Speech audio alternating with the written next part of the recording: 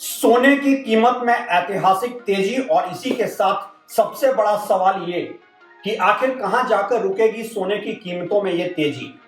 क्या सोने की कीमत ऐसे ही बढ़ती रहेगी या फिर आएगा एक प्राइस करेक्शन या अगले कुछ सालों में के लिए एक टाइम करेक्शन। जब सोने का प्राइस अपने पीक पॉइंट पर है तो क्या ऐसे में आपको सोना बेचकर प्रॉफिट बुक कर लेना चाहिए या फिर अभी खरीदते रहना चाहिए और भी सोना निकाल कर दूसरे एसेट से अपना पैसा। कहीं यह समय सोने में अपना प्रॉफिट बुक करके दूसरे सस्ते विकल्प की तरफ देखने का तो नहीं है, या फिर सोने के लिए कहा जा सकता है कि अभी तो पार्टी शुरू हुई है।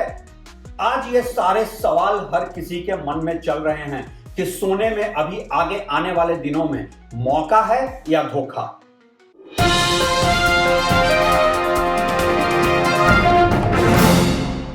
नमस्कार, आप देख रहे हैं ट्रैक टू रियलिटी और मेरा नाम है रवि सिन्हा।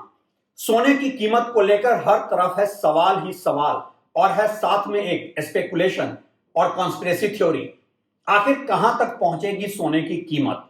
हर कोई पूछ रहा है कि महंगा सोना बेचकर प्रॉफिट बुक करने का टाइम आ गया है या फिर यह टाइम है सोना खरीदकर आगे और पैसा बनाने का। मार्केट के ज्यादातर दिग्गज भी अभी बंटे हुए हैं अपने विश्लेषण में। हालांकि इतना तो सब मानते हैं कि अब सोने की कीमत का वापस कम होना संभव नहीं ही लगता है। वॉरेन बफेट ने कभी कहा था कि जब मार्केट में हर तरफ को लालच तो आपको डरना चाहिए, और जब हर तरफ को डर का माहौल तो आपको लालची हो जाना चाहिए। आमतौर पे इन्वेस्टमेंट की दुनिया में इसे एक ब्रह्म वाक्य माना गया है, लेकिन जो बात कही गई थी उसका संदर्भ भी अलग था और जिस असेट क्लास को लेकर बात कही गई थी वो भी अलग ही था। वो बात थी स्टॉक मार्केट की, और स्टॉक मार्केट और सोने का इन्वेस्टमेंट डायनेमिक्स, प्राइस इंडिकेटर और तमाम दूसरे और फंडामेंटल्स अलग होते हैं। ये बात हर इन्वेस्टर को और हर किसी को समझना बहुत ही जरूरी है कि सोना दूसरे किसी भी इन्वेस्टमेंट प्रोडक्ट से बहुत अलग होता है अपने प्राइस पैटर्न में। जहां स्टॉक मार्केट और रियल एस्टेट का प्राइस डोमेस्टिक इकोनॉमी पर निर्भर करता है, वहीं सोने की कीमत का सबसे बड़ा कैटलिस्ट है अंतरराष्ट्रीय स्तर पर जियो इकोनॉमी और जियो पॉलिटिक्स। घरेलू अर्थव्यवस्था का असर सोने की कीमत पर उतना नहीं होता है, बस कुछ असर आपकी करेंसी की वैल्यू और घरेलू बाजार में डिमांड की वजह से देखी जा सकती है। मैंने सोने को लेकर अपने पिछले वीडियो में बताया था कि कैसे आज भारतीय अर्थव्यवस्था में, जबकि आम भारतीयों के पास परचेज पावर है ही नहीं, फिर भी रिजर्व बैंक की रिकॉर्ड सोने की खरीद बढ़ा रही है इसकी कीमत, और कैसे दुनिया भर के सेंट्रल बैंक सोने को खरीदकर अपना डॉलर डिपेंडेंस कम कर रहे हैं। सोने की कीमत में आई अंतरराष्ट्रीय उछाल की सबसे बड़ी वजह यही है, नए बन रहे समीकरण जियो पॉलिटिक्स और जियो इकोनॉमिक्स में, और साथ में बना हुआ हर तरफ एक डर और अनिश्चितता का माहौल। लेकिन आज आम लोगों के लिए है सबसे जरूरी सवाल, और वो ये, क्या सोने की कीमत अभी और बढ़ सकती है? अगर बढ़ सकती है तो कितनी? उन्हें सोना खरीदना चाहिए अभी और, या बेचना चाहिए और करना चाहिए प्रॉफिट बुकिंग? आज सोना अचानक से ही सबसे बड़े इन्वेस्टमेंट प्रोडक्ट के तौर पर देखा जाने लगा है। आरओआई, रिटर्न ऑन इन्वेस्टमेंट, और आरओएस, रिटर्न ऑन सेफ्टी, दोनों ही पैरामीटर पर सोना आज पॉजिटिव जोन में है।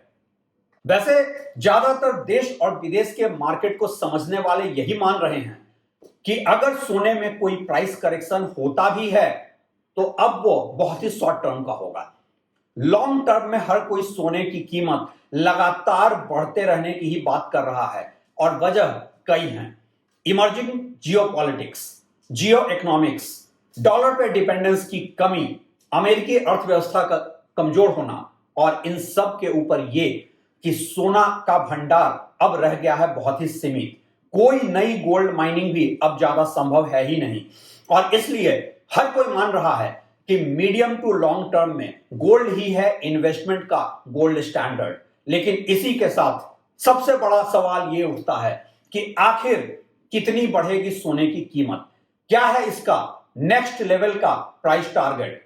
मैंने अपने पहले वीडियो में सोने की कीमत को लेकर तब बनाया था जबकि इसकी कीमत 1 लाख रुपए प्रति 10 ग्राम पहुंच गई थी।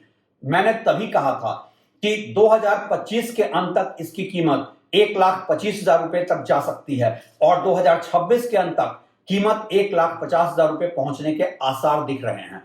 खैर, वो तो था मेरा आकलन एक न्यूट्रल लेवल पर, बस जो मेरी समझ है अर्थव्यवस्था को लेकर और अलग अलग असेट क्लास को लेकर, उसके आधार पर यह और बात है कि मेरा आकलन सही होता जा रहा है।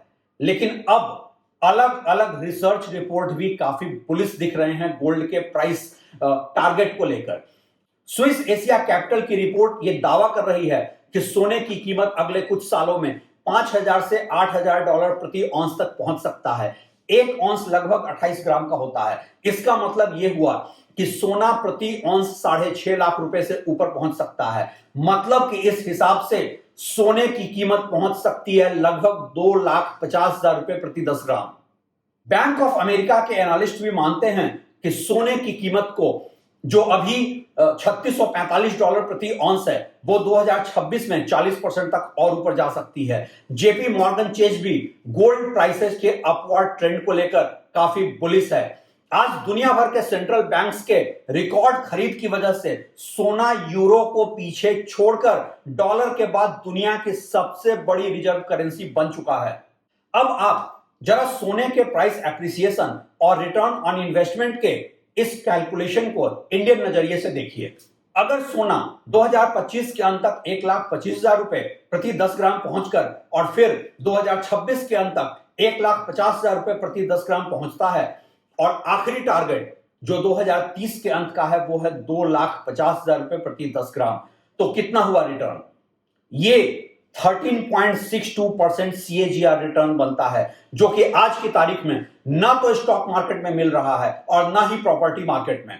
और ऊपर से ये गारंटी भी कि किसी असेट बबल बर्स्ट की सूरत में ये सबसे सेफ असेट भी है, किसी जियोपॉलिटिकल या जियो इकोनॉमिक क्राइसिस का सबसे सेफ इन्वेस्टमेंट भी है।